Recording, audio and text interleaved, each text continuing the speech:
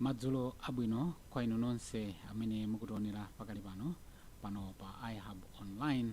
Takubwereseraninso ni programu ya the public agenda. Programu ija tikumakupatsirani nkhani zosiyanasiyana zokhudzana ndi matenda a COVID-19 mdziko muno.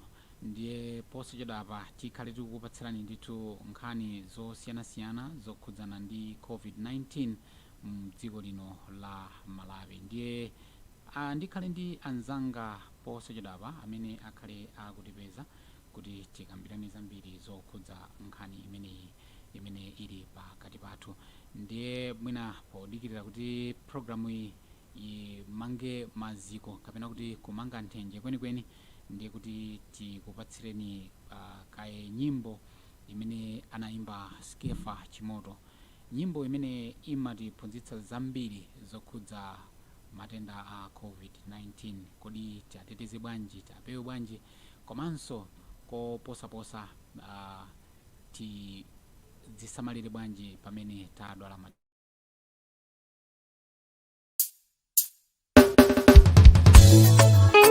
Moni wapa majani mbili ya kale Wano tikusamba majani pafu Coronavirus Coronavirus Coronavirus Ino kwa muri Coronavirus Zigolonsela zingwa Coronavirus Matenda oza Komatika kwirizana Aunduna wazame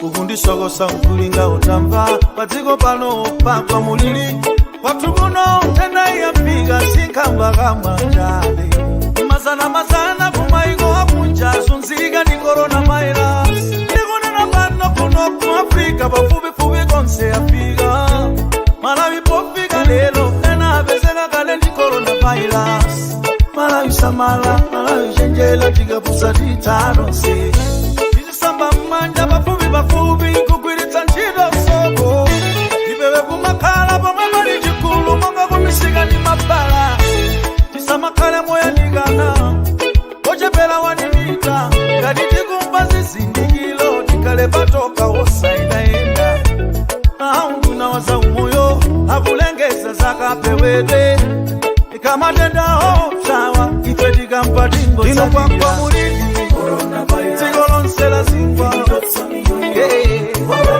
Coronavirus Matenda oza Komatika kwirizana Aunguna waza umoyo Coronavirus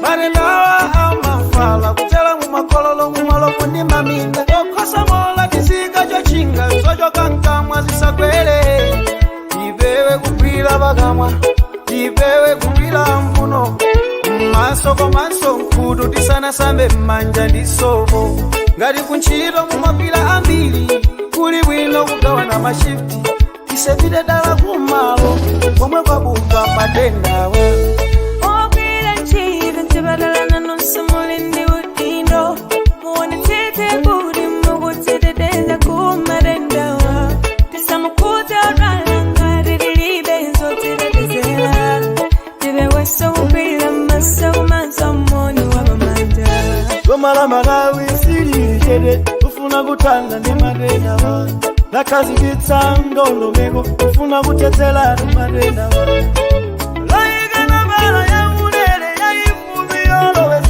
Yomwerizi kuitana madokolo kuzaditandizira panyumba patu Pamene lava kutenta mtubi kukosa mola kowilikiza Kubuma moba nigani zikine imba nifoni jaule Kampala yake 547 Kajigenda 547 Imba niso 547 Kajigenda 547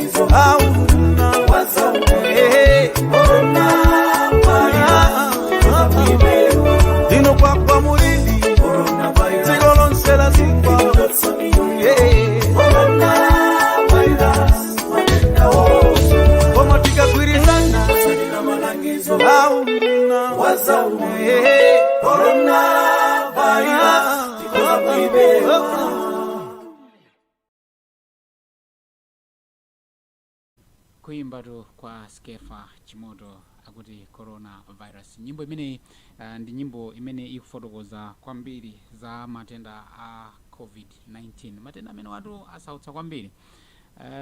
Anthu ambiri akusowa nawo mtendere, akudza ntchito za chuma, akudza ntchito za umoyo, komanso koposaposa aonetsanso poyera ntchito za kagwiridwe ntchito nthambi zina za boma komanso ukathyali kumbali za ogwira ntchito. Ndiye mu programu ya lero loyi ikhale programu yosangalatsa kwambiri chifukwa tikumva maganizo a anthu amene ali m'madera. Timva maganizo a mafumu, kodi mafumu akugwira bwanji ntchito ndi boma.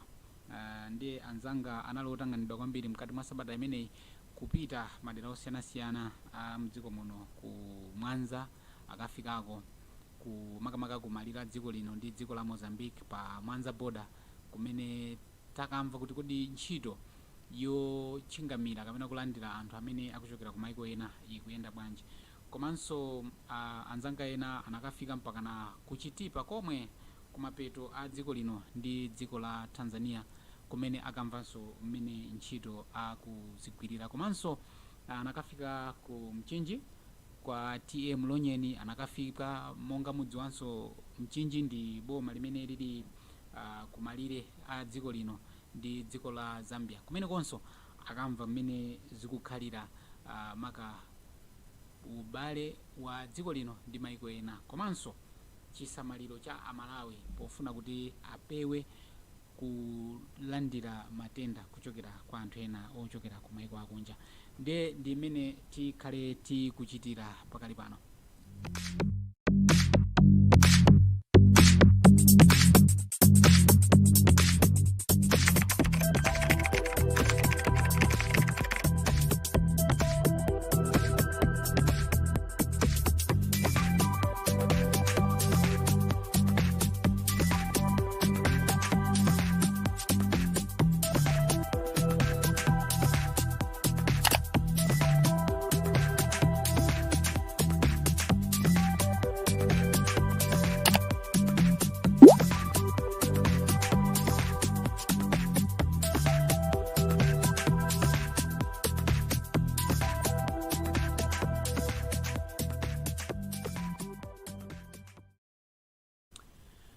Well, if you are just joining us, welcome.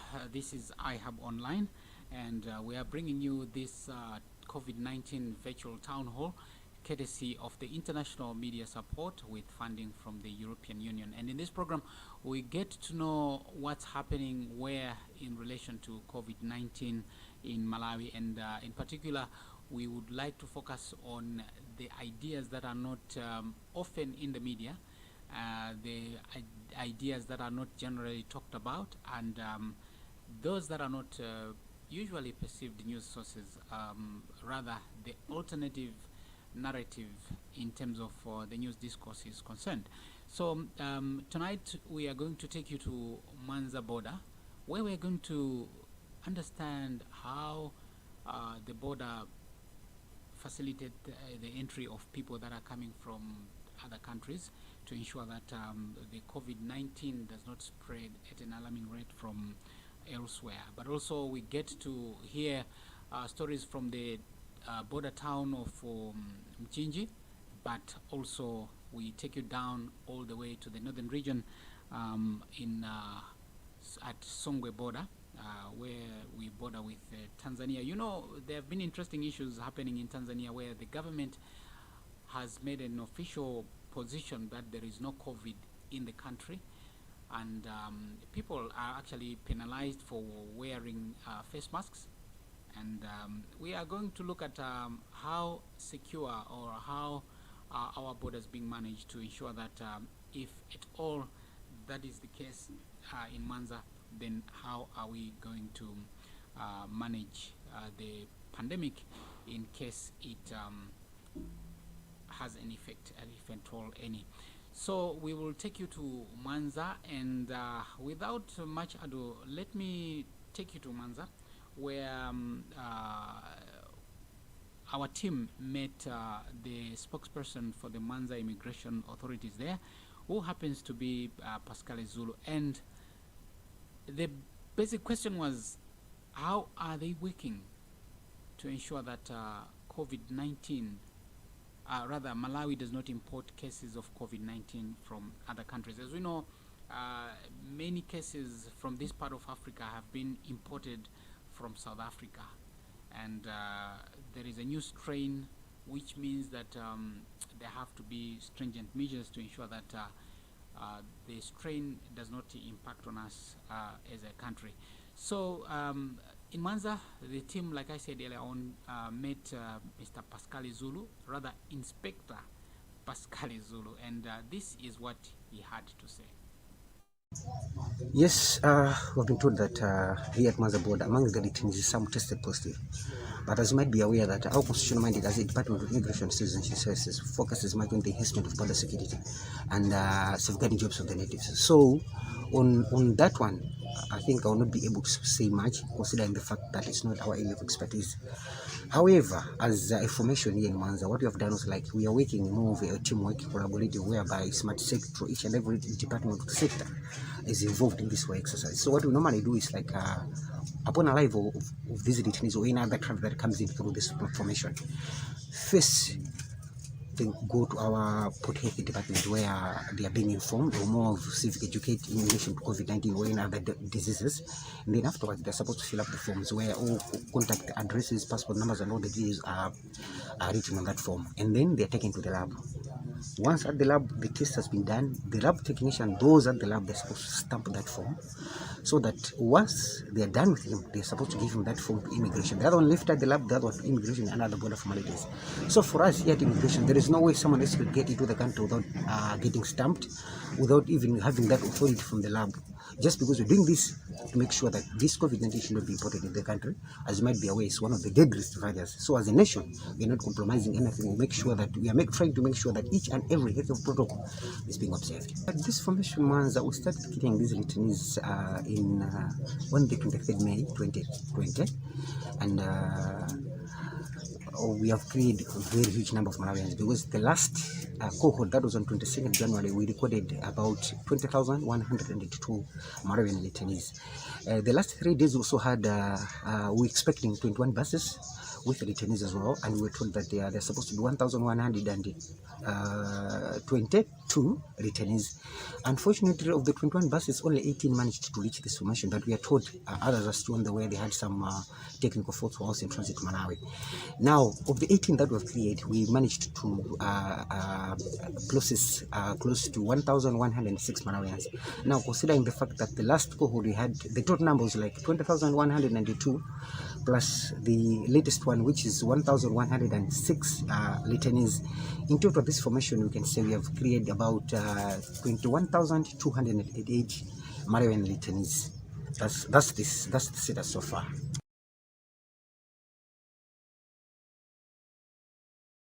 Well, Pascal Zulu, Inspector Pascal Zulu there of Mwanza border.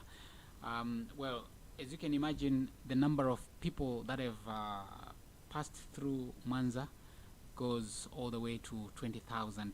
That is quite an enormous number, considering the dynamics of our population.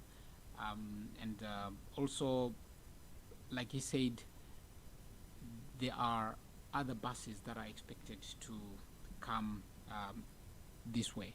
So it's really important that we have to keep on reminding each other that we have to consider keeping sanitizer nearby, face masks have to be nearby, so that but also we have to be mindful of the need to keep our distance away from others in case we might infect them or get infected by them. So these are the critical messages that we ought to share with each other, as you know that it is indeed important that we take this into consideration.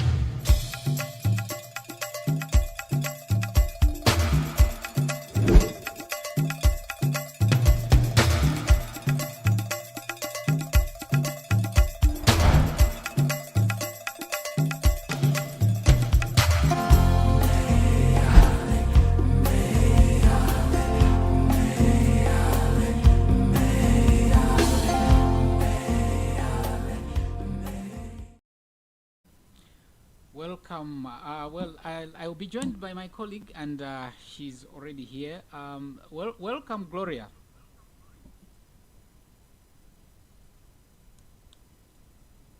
Hello, Gloria. Can you hear me? Well, it appears that Gloria cannot hear me.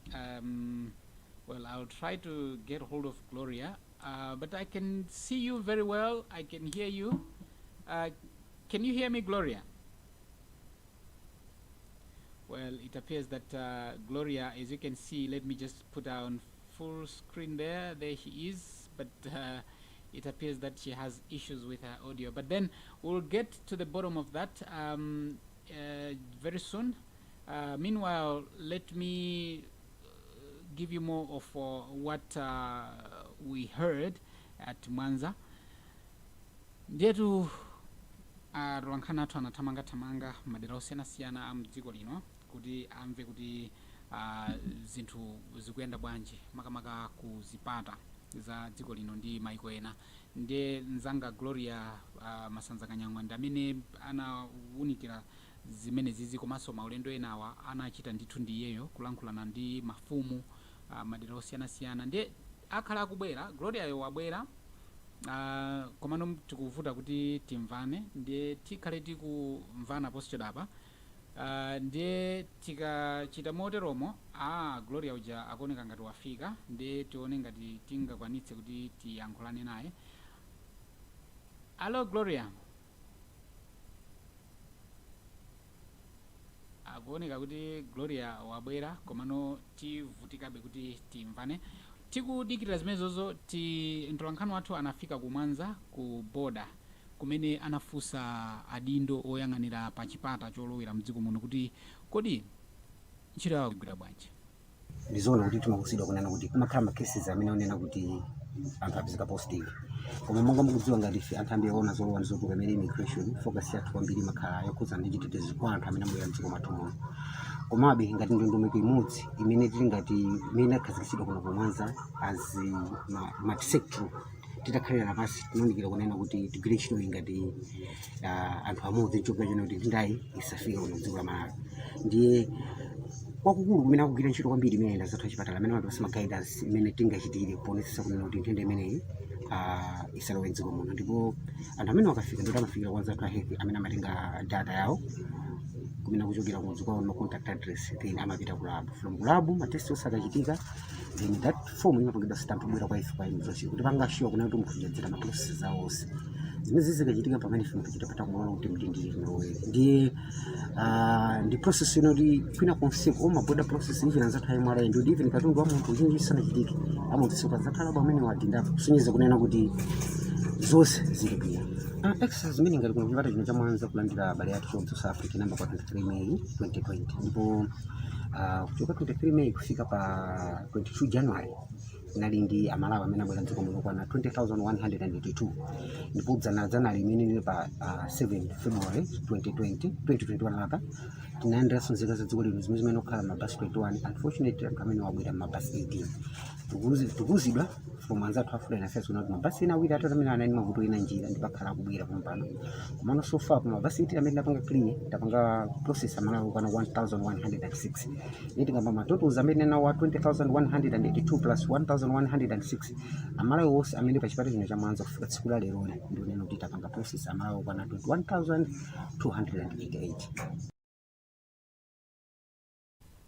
Kulongosola ndithu mneneri wa kuchipata makamaka wa nthambi yoona za anthu olowa ndi kutuluka mdziko muno kufotokoza kwenikweni zokhudza chiwerengero cha anthu amene alowa mdziko muno kuchokera ku maiko ena. Kwenikweni ntchito imene akugwira iwowa ndiyonetsetsa kuti mdziko muno mukulowa anthu amene akubwerera kwawo. Ndi angakhale anthu amenewa atakhala kuti akudwala pamakhala ndondomeko zake zoyenera kutsatidwa kuti anthu amenewa akalowa mdziko muno asayike miyoyo ya anthu ena pa chiopsezo. Ndiye tizinena mobwereza program imeneyi kukufikani pa iHub online ndi thandizo lochokera ku International Media Support ndi thandizo la zachuma lochokera ku European Union. Ndiye tikhale tikukupatsirani program imeneyi lachisanu lililonse nthawi ya 7 koloko mpaka na 8 koloko pamene atolankhani athu adzipita madera osiyanasiyana mdziko muno komanso kulankhulana ndi anthu osiyanasiyana. Ndiye gawo loyambirirali tikukamba za zipata zolowa kapena kuti kutuluka mdziko muno akugwira ntchito zawo motani. Ndiye tilowere ku chipata cha Tanzania ndi Karonga. Makamaka chipata cha Tanzania kumalire a dziko la Tanzanialo ndi dziko la Malawi ku Karonga kumene amati kusonga boda. Timve kuti azaumoyo akugwira ntchito yawo motani kumeneko. Asana kumane ndi ofisala wina liyese makamaka ife inotasambe kaye manja ndi sopo akasamba manja inotavale maski kulingana ndi muliro umene ulili akatero ndikuti afika pa office pathu akafaponso tena kumfusa choyamba ngati ndi certificate ya corona iti anayizidwa kandi ku Tanzania kandi ku Kenya kandi kuti wina liyese kandi Malawi mfolena aina kuti aonese certificate ya COVID-19 yoti alineta akatero ngoti kumbuyoko tina ndi laboratory ngati alibe makayizidwa ku lab akayizidwa amatumizidwa kusati avuto alipo ndithu akulu kwakafika pano ndekuti wafotokozereza COVID certificate amakuza kuti ife kwathu kulibe corona. Kumvatu mene akuchitira ku Mwanza ndiye amakamaka ku Karonga. Ndiye Gloria wabweranso apa ndiye tiyesa kuti pano tsopano kuniva bwino. Gloria wasolabwa? Ukunimva?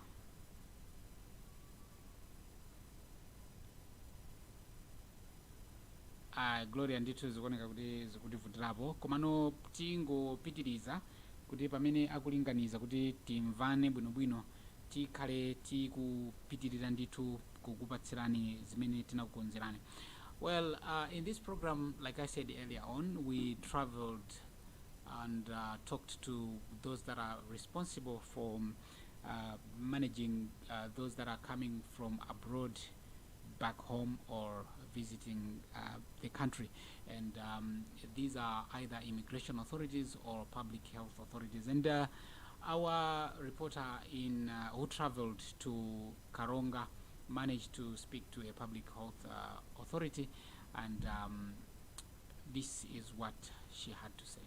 Tanzania, they don't wear masks and they don't believe that there is COVID-19. But as our role here in Malawi, they are forced to do that, to put on face masks, washing hands, and getting tested. They are forced to do so because even in Tanzania, the disease, the pandemic is there. Yeah, so these are some of the challenges. The problem, the big problem on the skin may be on certificates, is that many people don't have money to pay because it is payable. Except Malawians, they pay $50 which is $37,500, and foreigners they have to pay $100. Well, that's the message from an official from Songwe border post. But also, Gloria was a very busy person during the week. She also traveled to Mchinji, and in Mchinji she did interact with a traditional leader, and she was trying to get to the bottom of issues in relation to how traditional leaders can help in shaping the narrative to raise awareness on COVID-19 related information dissemination. As you know that traditional leaders are very, very critical in highlighting some of these issues. So she had a wonderful chat with one of the traditional leaders. Ndetu Gloria, ndikuona nditu Gloria walowa mu studio muno komano ndi magamba apa za ulendo wako wocheza ndi mafumu. Makamaka ndikuona za ulendo wako wa kumchinji kumene unakacheza ndi amfumu ena. Ndiye mwina mwake tisanayesenso kuyankhulana nawe timve kuti kodi ku ulendo wako wa kumchinji unalankhula nawo zotani amfumu wa chifukwa muli nkhani zina zoti mwina mugawo lachiwiri la programu yathu iyi tikhale tikukambirana zimenezo. Ndikulandireniso amfumu pa programu yathu inoyi imene tikumva nkhani zosiyanasiyana zokhudzana ndi muliro umenewu wa COVID-19. Kuno tafika ndi kwa Mlonyeni, boma la Mchinji, dera limeneli la Senior Chief Mlonyeni uno ku Mchinji. Pa nkhani imeneyi mwafotokoza yoti anthu ambiri ndi ovutika sangakwanitse. Panali ndalama zina zake zomwe zinatulutsidwa pakati pa ndi boma kupereka ku ma-department osiyanasiyana kuti agwiritse ntchito. Gawo limodzi la ndalama zinezo zinali zokuti zithandizire anthu amidzi ovutika, makamaka amayi amasiye osiyidwa, amwina manja amene kuli ana okhala amasiye oti sangakwanitse mwina madzigulira zinthu ngati sopo. Inu thandizo langa limene likwanu kuno munaliyendetsa bwanji ngati mufika? Kuno kunena chilungamo chake kuno sinabwereko moti kumva tene madam ndimene mukuva timangumva pa wireless kuti boma apereka kunduna kwa kuti ndalama zokona mwakuti wana mwakuti komano ndalamazo sizinafika si apa tikunena kuti anthu akudandaula kumudzi kuti afunika mamasi afunika mabeseni afunika sopo awa ama oyenera kuti atipange civic education mwina kayenda chipatala kaya mabungwe osiyana-siyana kuyenda m'midzimu mwina even kuyenda khomo ndi khomo kumene ngati zingapeka. Kuno kwanu kuno anabwerapo ndipo abwerapo kangati kuti mwina anthu uthenga ukhale kuti wamwazika ndi wafanyira pena paliponse? Kuno tu madamu sakuna misema amabwera pakanthawo ukupita kwake nkumuna kuti ana tangona kumalayo khuzana kuona kuti awanthamela angatseka kuti vana safunika atape ku school atseke na school atsekedo anangopita ni wireless koma zona kuti azipita m'midzi nkumakuwa kumayankhula kuti 20 alinso pakhomo alinso sopo madzi abwino masiki sana masafika mudzi chifukwa mafika ndithu mudzi wina liwonse atapita nkumapanga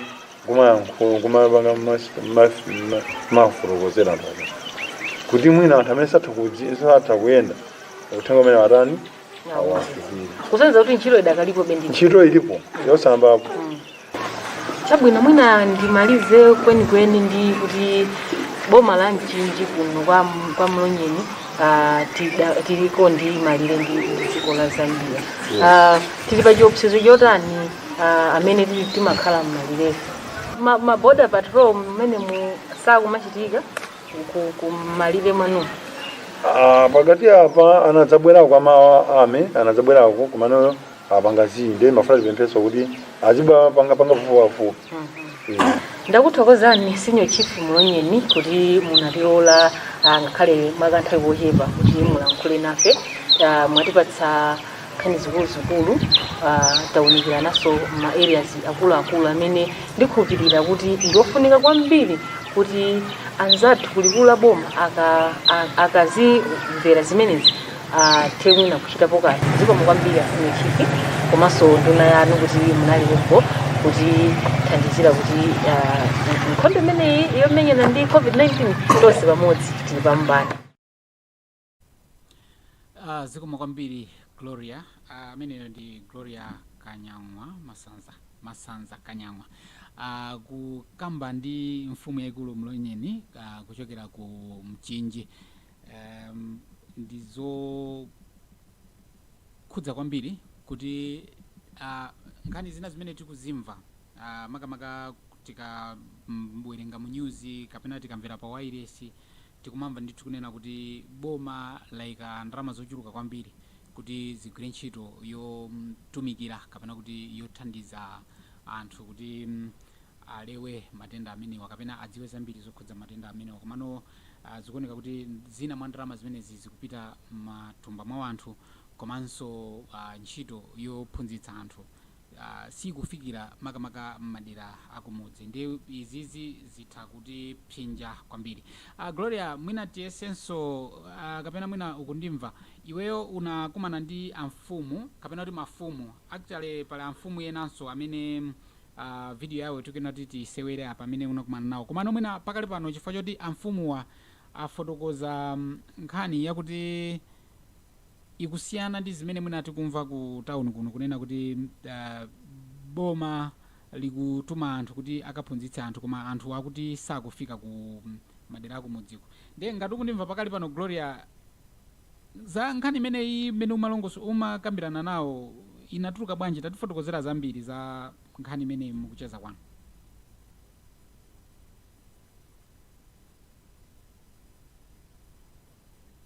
Chabwino Maliki, kuyendadi ndeta khati kuyenda kuti tidzimva kuchokera kwa anthu osiyanasiyana komanso makamaka adindo, chifukwa adindowa ndi ameneno akukhala ndi anthu m'madera athuwa, ndi amene akudziwa mmene situation yokhudzana ndi COVID-19 ilili m'madera osiyanasiyana.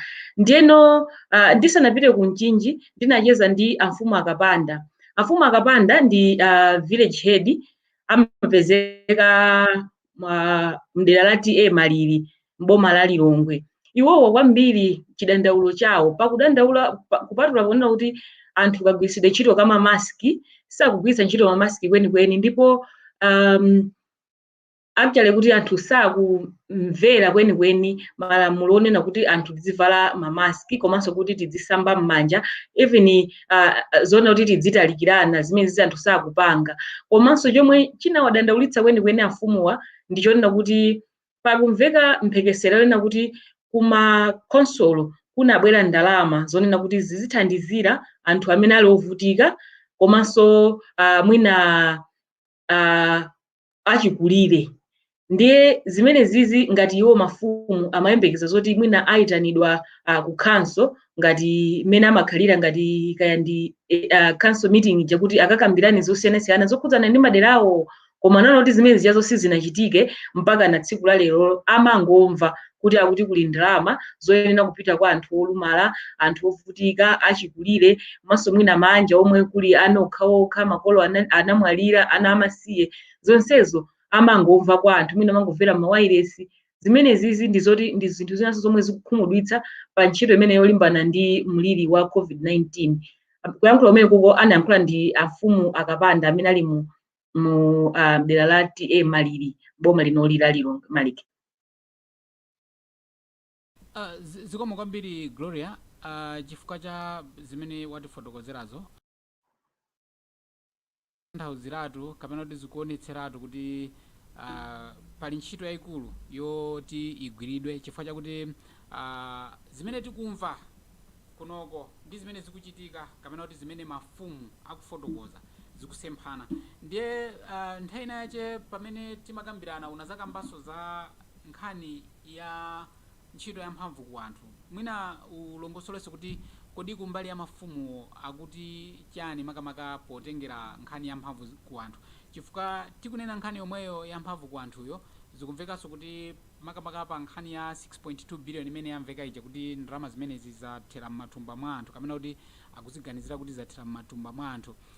Pakuoneka kuti mphamvu ku anthu inakhala ngati inachitika chifukwa ndalama zinapita m'makonsolo imene ili mbali ya decentralization. Kodi mafumu amene unayankhula nawo amati chani kwenikweni pa nkhani ya decentralization komanso kuti decentralization yo ikafikire anthu amene ali kumudzi?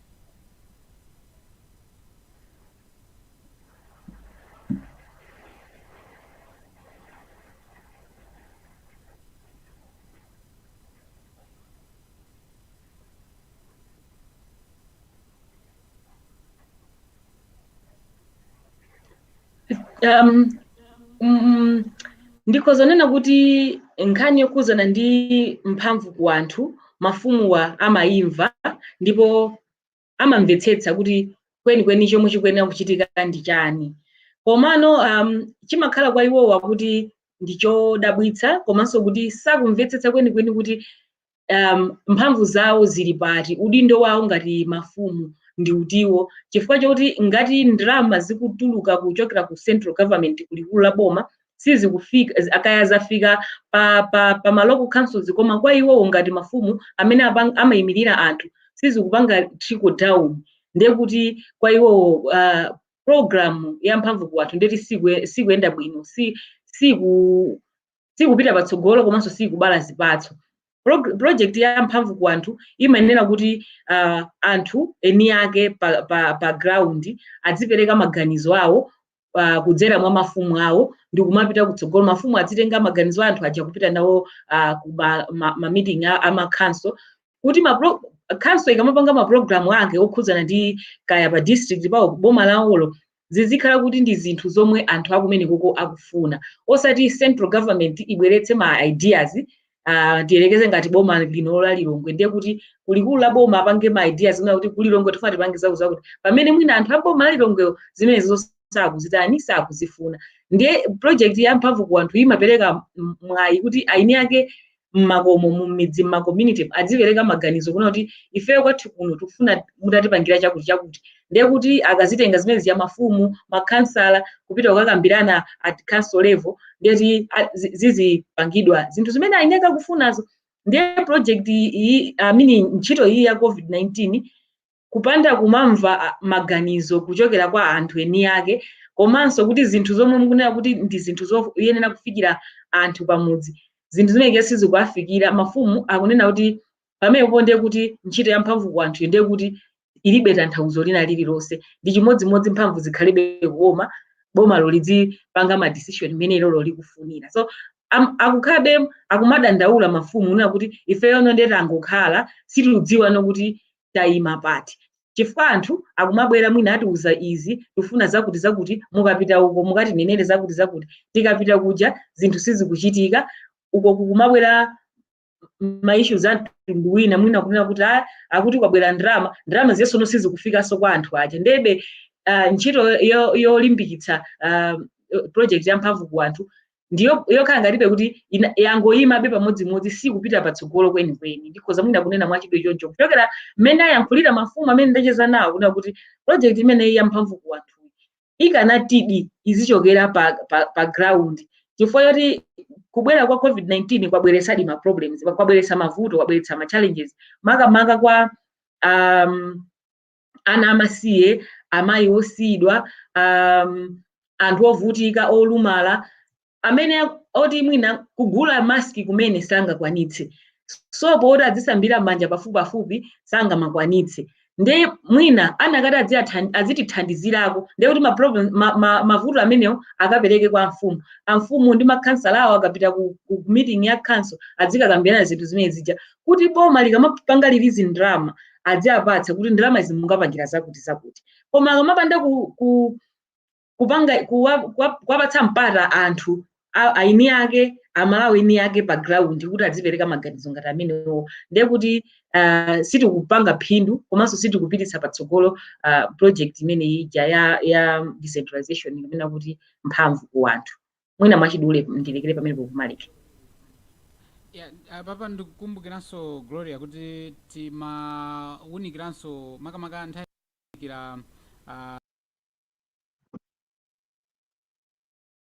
amene timayang'ana zokhudza anthu matawuni am'malire a dziko lino ndi maiko ena. Iwenso unapeza mpata woyankhula ndi anthu amenewa makamaka mmene ntchito ya COVID-19 kapena kuti nthenda ya COVID-19 mmene yakhudzira mmene akugwirira ntchito. Mwina tisanapite kufotokoza mchingerezi ungowunikirapo kuti wamvapo zotani kwa anthu amenewa?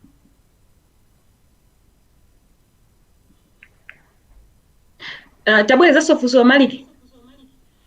Ndimanena kuti pa ntchito pamene umayendayenda makamaka ku mchinji unacheza ndi anthu ochita malonda ndiye iwo anali ndi nkhani zimene anakufotokozera. Mwina ungofotokozako nkhani zimene yena mwa iwo anakufotokozera kunena kuti ndi mavuto ati amene iwowa akukumana nawo.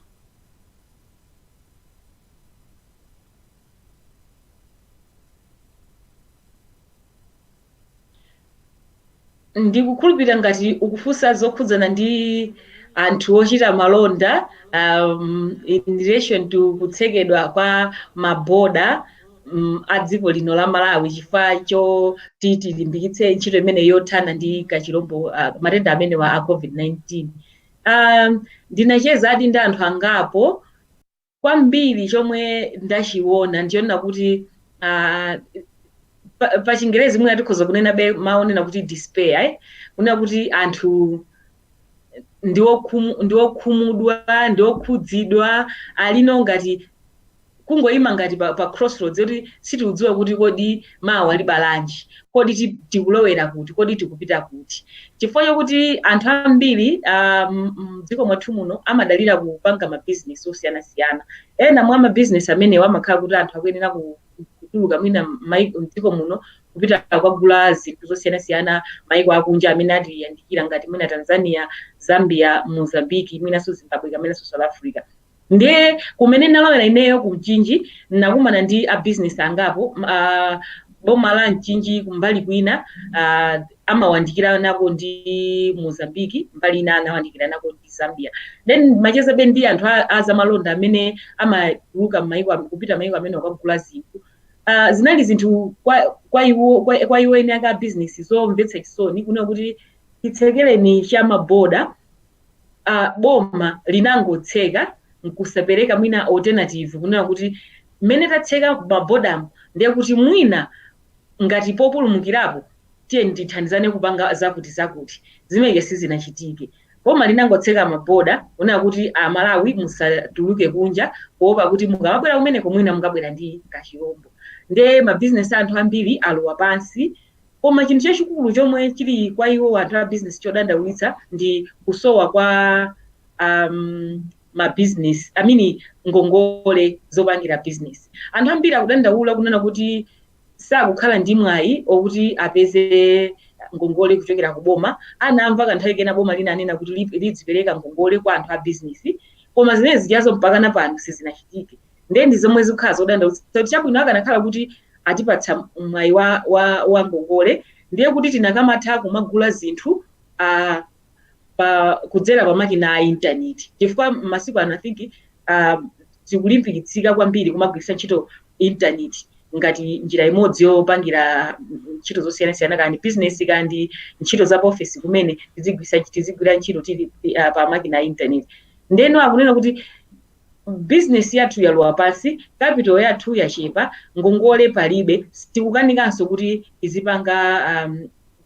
tipange internet trading. Ndiye zimene zomwe anthu ambiri akudandaula makamaka kusowa kwa ngongoleko chifukwa anakhala kuti alandira mwina ngongole pang'ono kaya ndi revolving ija, ndiye kuti anthu adzitha kumwina kumabwereka kumagula zinthu zija pa internet kumagulitsa mwina ndi kumabweza ngongole zija pang'ono. Koma maboda anangotsekedwa basi nongokhala kuti tikumenya nkhondo yolimbana ndi COVID-19 mudziko mwathumu. Chinanso chomwe chikwadandaulitsa anthu a business ndiyono kuti anthu ena mudziwabe munthu anazolowerabe kuphwanya malamulo, tikhoza kungonena choncho. Akumaphwanya malamulo kudusa njira zosavomerezeka. Njira zosavomerezeka kupita kutuluka kupita maiko oyandikana nawo, mwina umakagula zinthu ndi kumabwera kumapeza zoti afuna salowe mudziko muno. Ndeno anthu amene ajawo akamabwera mdziko munomo amatengedwa ngati returning Malawians. Returning Malawians sakuyenera kuti adzikanidwa, akuyenera kuti adzilandiridwa. Nanga sakubwera mdziko mwakwawo sangakanidwe, adzilandiridwa. Koma akamalandiridwa nditi zinthu zomwe agula tija akubweretsa pamene anthu amene akhala pa ground kumvera malamulo a boma kunena kuti the border is closed, malire zipata za dziko lino zatsekedwa. Amenewo ndi amene akuchita safa. Ndi akumapempha kunena kuti boma linakatilikwaniritse mwina lonjezano lake lona kuti tipereka ngongole kwa anthu a business. Zimenezo zinakakhala kuti zinakathandiza kwa anthu ambiri. Zikomo kwambiri Gloria chifukwa cha kutipatsa makamaka mmene tsatanetsatane wa mmene munayendera pamene munayendera zipata makamaka kumaliro a dziko lino ndi maiko ena. Ndiye mwina apapa tivine pang'ono monga mudziwa tinajambula nyimbo ya coronavirus ndi Skefa Chimoto imene ili nyimbo ya uthenga kwambiri. Tinayimba kumayambiro kwa program kuja koma nkuti anthu ambiri asanayambe kuonera. Ndiye mwina tivine kenaka tibwere kuti tiombe mkota.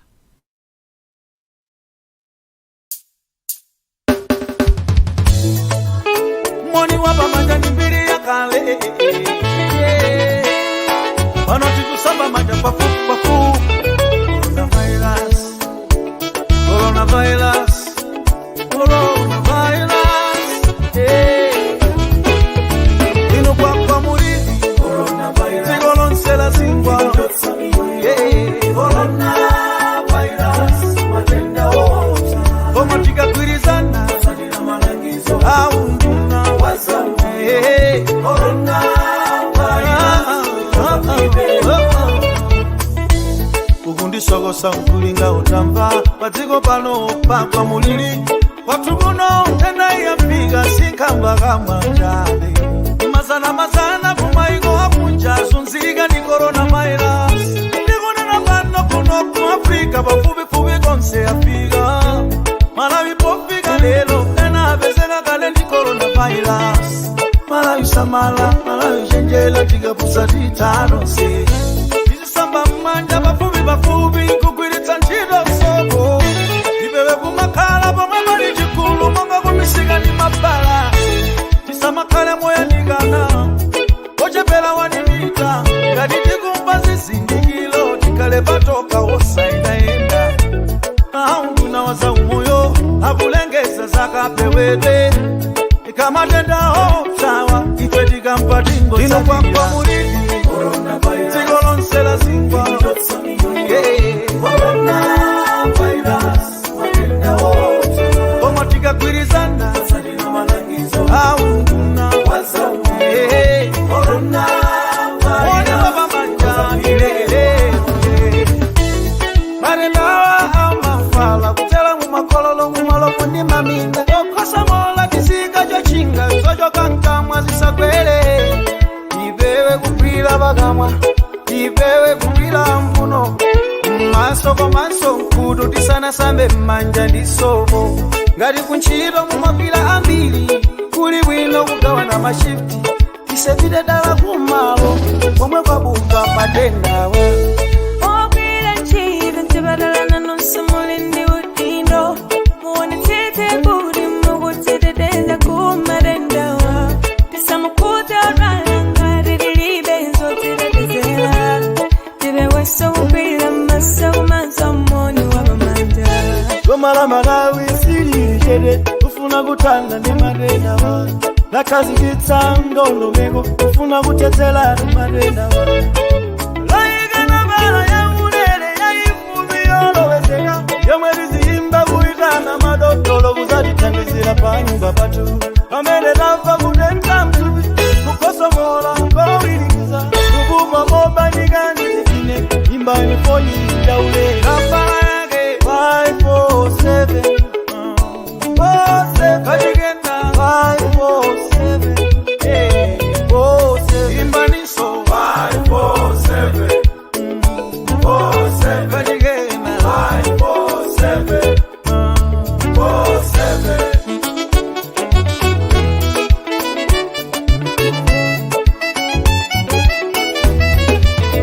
Ino kwa mulidi Zigolonsela zingwa Coronavirus, matenda wote. Omatika kwirizana au nduna wazamu. Coronavirus, ino kwa mulidi Zigolonsela zingwa Coronavirus, matenda wote. Omatika kwirizana au nduna wazamu.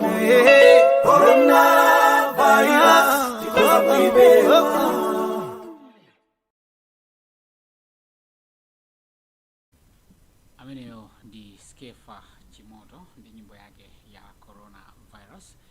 Nyimbo imene ife ngati iHub tinagwirana manja ndi Skefa ndi kupanga nyimbo imene ndi cholinga choti tiphunzitse kudzera mu nyimbo makamaka pa kanema ndi tikhale tikukamba zambiri zokhudza matenda a COVID-19 mudziko muno.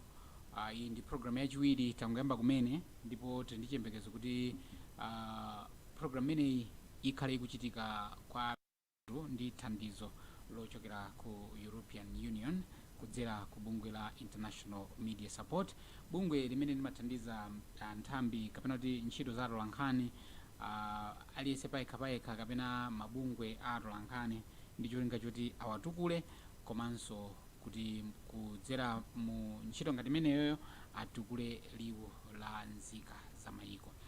So earlier on, my colleague Gloria, who had been up and down running, trying to interview traditional leaders, as well as those that are in border towns, as well as officials that are involved in the return of Malawians from elsewhere. She did mention a number of issues, some of them that I may wish to summarize because she had mentioned those issues in Chichewa. She did mention about the practice of border jabbing among Malawians, where, for example, in particular in Mchinji, some Malawians have been jumping the border, crossing onto the other side of Zambia, either Zambia or Mozambique, where they have been buying commodities there.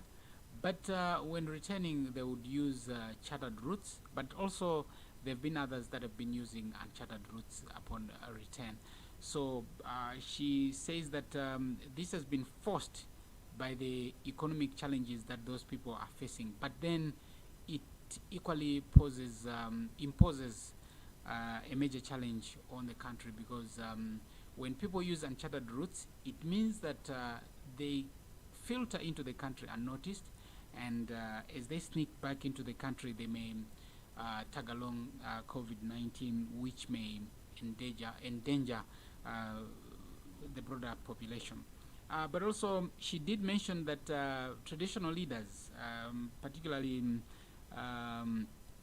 Mlonyeni in Mchinji, has had concerns, especially when it comes to security. He did mention that indeed government authorities had highlighted or had indicated that they would be sending security members of the defense force, the Malawi army. They had been deployed at some point, but it's been long they were deployed to that locality, which he thinks needs to be reconsidered, considering that cases of COVID-19 are on the rise. Also, public awareness messages, they had been put out there. Vehicles were going around spreading the message on the need to sanitize, need to wear masks, and such kind of preventative measures. But he also stated that it's been a long while since this occurred, possibly during the first wave and not the second wave. And as we know that there is an issue to do with 6.2 billion kwacha that has been allegedly squandered. Now, part of this money has been squandered allegedly, and investigations are ongoing, but there is word out there that most of this money has ended up either being used to procure commodities at a very much high price, or a huge chunk of the funds has ended up being used for allowances, where people would be engaging in planning meetings, and those planning meetings would would end up taking a huge chunk, as huge as 50%, as huge as 48% in some cases, that amount of money going towards allowances. So this comes at a time where traditional authorities are complaining that there is no awareness in rural areas. There is an acute shortage of facilities such as sanitizers. You see, there are certain things that we take for granted, really. For example, when you talk of sanitizer and we talk of face masks, these are perceived luxuries when you go to rural areas. I remember when we traveled with my colleague Gloria and Raf and Chico, when we traveled on the outskirts of Longwe, and people were looking at us, and we were wearing our face masks, and we were having our sanitizer and sanitizing our equipment and stuff like that. And people were surprised. And when we inquired some of them, they were like, oh, it's actually you who are posing a risk, and you are the ones that are bringing COVID here. So those are the perceptions that are out there, and those are the misconceptions that those that are in authority need to tackle and need to sort out. I see Gloria is here to join me. Hello, Gloria. I hope you can hear me. I can hear you loud and clear, but I can't see you. Well, welcome. Welcome, Gloria. Well, as a way of summarizing, we seem to have run out of time. We now have 3 minutes, and I'll give you the 3 minutes to summarize. And for the most part, I have done a lot of work for you because I have been summarizing things that you're meant to summarize. So take us through your experiences and your understanding of issues as they were unfolding on the national platform, if you can. Well, I can see that Gloria is really having issues with network, but like I said earlier on, I had tackled most of the issues on her behalf, and it appears that network is really playing her very, very well, and she's down and out. But I can still see her in the virtual studio, but unfortunately the signal is not strong enough to be picked. This is also one of the issues that we highlighted to say that issues to do with internet are issues that we really are depending on right now. We cannot meet in a face-to-face situation, so we'll need to depend on the internet. But then if you look at the infrastructure that we have in as far as internet is concerned, it's really in pathetic state in some instances where we have 2G, yet to interact with video you need 4G. It's also very, very expensive. Malawi is one of the most expensive countries when it comes to the internet, but we just have to keep pushing because we can't wait until when the internet is cheap, but we just have to start and fight the battle so that the internet prices get lower and lower, and we get to benefit out of it. So appreciation to all those that could manage to spare their time and join us for this virtual town hall. We would really appreciate it when members of the general public that are interested to give their opinion, talk about some issues to join us. It would really be very, very important because we would want to hear a lot more people talk to us. Welcome, Gloria. I understand that you have been having serious issues with your internet, but welcome nonetheless. I think we can give you 1 last minute so that you wrap up whatever you had encountered in the field, so that our viewers and listeners can appreciate.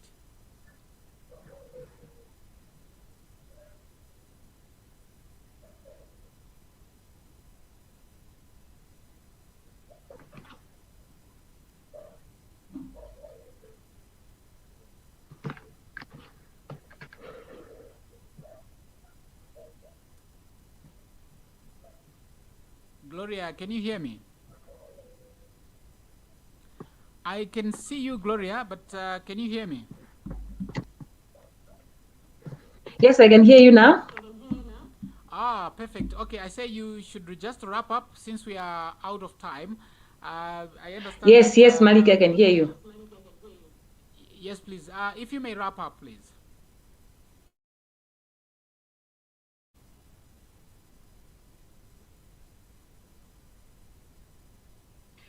Well, Malik, I'm really sorry that we couldn't touch base clearly because of the network problems.